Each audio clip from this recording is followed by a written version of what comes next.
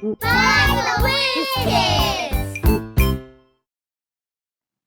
Good morning again, everyone. Let me ask you a question. What are the criteria that you look for when pursuing a relationship with somebody else? What do you look for in a friend, a boyfriend or a girlfriend, or even a potential spouse? Well, that's really the question for today's devotion. And it's going to cover the second aspect of Isaac's life, which are the selection criteria of a wife for Isaac. We spent our first devotion looking at personal preparation and how God was preparing Isaac to be the leader, to be the husband that he would need him to be in his household. And having been prepared, he's now ready. He's ready to lead. He's ready to be a husband for Rebekah and to lead in that relationship. And we saw how God is preparing each one of us for a role in this life and a role ultimately in the kingdom, and how we need to take advantage of the time that we have for personal preparation. But what we'd like to talk about today is, what should we be looking for when we think about relationships? Well, in the life of Isaac at this point, when we come to Genesis chapter 24, Sarah had just recently died. Sarah was Isaac's mother, as you know. And Abraham, we're told in Genesis 24 and verse 1, was old and well stricken in years. And perhaps with Abraham thinking about his mortality and the death of his wife, he realized he really needed to do something about getting Isaac a wife. Isaac was now 40 years old. He was the child of promise. Yet despite that fact, he didn't have a wife. Abraham was told that he would have as many children as the stars in the sky. But how would you have all those children when the child of promise isn't married? So you can see the challenge that's presented here. So Abraham calls his most trusted servant Eliezer, and he gives him a specific commission. He tells him, you need to go and look for a wife for my son Isaac. But he gives him one very important criteria, a non-negotiable criteria. He says in verse 3, thou shalt not take a wife unto my son of the daughters of the Canaanites. There was no negotiating on this part. She could not be a woman of the world. She needed to be a woman of the household of faith. He was unwilling to compromise on that point. And beyond that, he says in verse 6 that Abraham says in verse 6 that he needed Isaac to be able to live in the land of promise, to live in a place where he could worship God. He says in verse 6, beware that thou bring not my son thither again. Do not take him back to a former way of life. In verse 8 again, he says, only bring not my son thither again.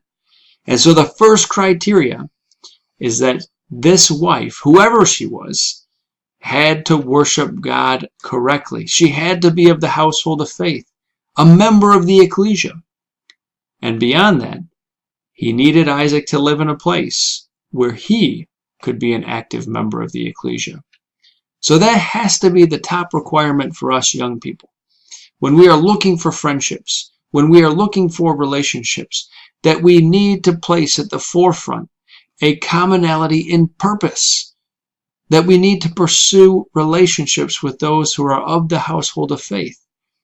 And when we're looking for a boyfriend, a girlfriend, a spouse, that's not negotiable. It has to be the top priority. And when making a decision on where we're going to live, we have to make the decision to be somewhere where we can be an active member of God's household. So, this was the requirement that was given to Eliezer. And now Eliezer has the difficult task of going up to the north to find a wife for Isaac. And Eliezer is a bit concerned about the prospects of his success. He says to Abraham, well, what if she's not willing to come with me? And that's the big question of the chapter. Would this woman be willing to come to join the household of faith? Abraham tells Eliezer that he's confident that God's going to provide a wife But if the woman doesn't want to come, then Eliezer would be free from the oath.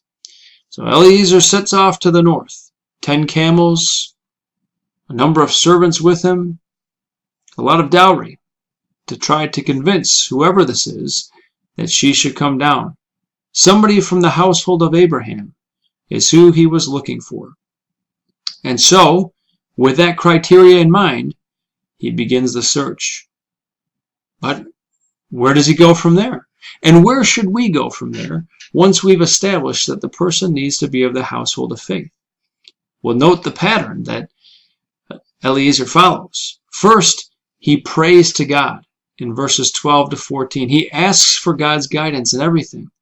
Then he looks for a woman who's willing to serve, as we saw in verse 14, because he said that whoever it was that he asked, she needed to be willing to give him water. And not just him, but she needed to be willing to go the extra mile and give water to all of his camels. So she had to be joyful in her service. She also had to be pure.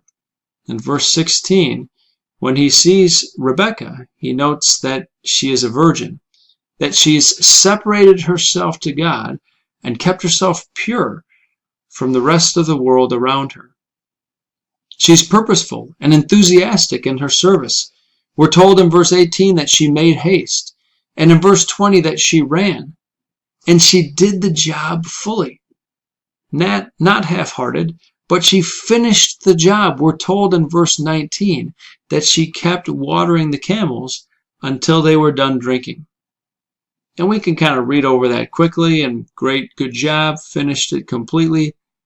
But have you ever looked into how much a camel can drink? I did a little bit of researching because I was interested. How much can a thirsty camel drink? And it wasn't just one thirsty camel. It was 10 thirsty camels. And you know what I found? That a thirsty camel can drink between 30 and 50 gallons of water. So if you were to multiply this by 10 camels, that would be 500 gallons of water, or 1,893 liters of water. That's a lot of water that she would have had to draw. A lot of water.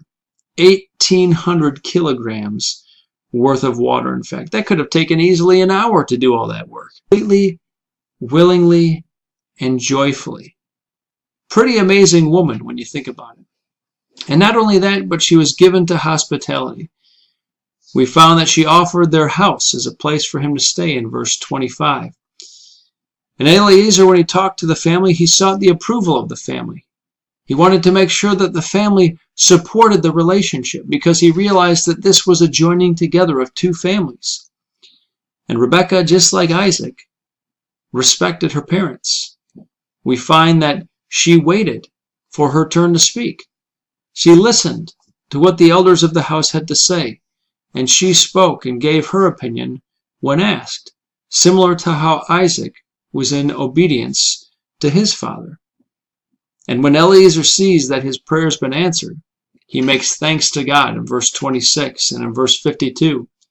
And we find that he's willing to submit his personal will to the will of God. Eliezer does that, and Rebekah does that. Rebekah says in verse 58, when asked, "Will you go with this man?" she says, "I will go." Resolutely, she determines that she will go and join the household of faith. And in so doing, she answers the big question of the chapter. What if this woman won't go? She says, "I will go. I'm willing to join the household of faith." So what can we learn from this? Well, let's make sure that we only pursue those relationships with those who love God.